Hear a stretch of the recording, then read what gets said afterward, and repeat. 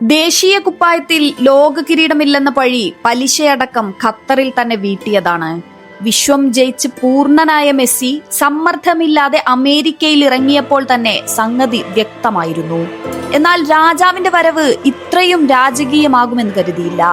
അല്ലെങ്കിലും നമ്മൾ മനസ്സിൽ കാണാത്തതുപോലും സാധിപ്പിച്ചു തരുന്ന മജീഷ്യനാണല്ലോ അയാൾ. എംബാപ്പയും ഹാളൻഡും ആദ്യ മത്സരത്തിൽ തന്നെ വരവറിയിച്ച ലോകകപ്പിൽ 38-കാരൻ മോശമാക്കരുതല്ലോ. അൾജീരിയക്കെതിരെ ആദ്യം തന്നെ ഒരു ലോങ് റേഞ്ചർ ഗോൾ, ശേഷം റീബൗണ്ടായ മക്കലിസ്റ്ററിന്റെ സൂപ്പർ ഷോട്ട് വലയിലേക്ക് തട്ടിയിട്ട് രണ്ടാം ഗോൾ.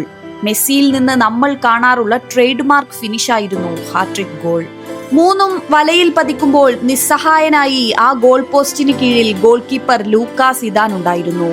തന്റെ മകന്റെ അരങ്ങേറ്റം കാണാൻ കാൻസാസ് ഗ്യാലറിയിലെത്തിയ സാക്ഷാൽ സിനദിൻ സിദാനും അതിന് സാക്ഷ്യം വഹിക്കേണ്ടി വന്നു. ഹാട്രിക് ഗോൾ എന്നതിനപ്പുറം ആടിന്റെ കംപ്ലീറ്റ് ആട്ടമായിരുന്നു ഇന്ന് മൈതാനം നിറയെ. മിഡിലിൽ നിന്ന് അനായാസം എതിരാളികളെ വെട്ടിയൊഴിഞ്ഞ് നിരന്തരം സഹതാരങ്ങൾക്ക് പന്തെത്തിക്കുന്നു. പിന്നിലേക്കിറങ്ങി പന്ത് വാങ്ങിയെടുക്കുന്നതിലുള്ള കമ്മിറ്റ്മെന്റ്. ഈ മികവ് തുടരുകയാണെങ്കിൽ മെസ്സി കരിയറിൽ തനിക്ക് കിട്ടാത്ത ഗോൾഡൻ ബൂട്ട് കൂടി തൂക്കും. 16 ലോകകപ്പ് ഗോളുകളുമായി ജർമ്മൻ ഇതിഹാസം ക്ലോസയുടെ റെക്കോർഡിനൊപ്പം എത്തിയ അർജന്റീനക്കാരൻ അതിലും ചരിത്രം തീർക്കും. മെസ്സിയെ പോലെ തന്നെ കൂടെയുള്ളവരും വൻ പ്രകടനമാണ് നടത്തിയത്.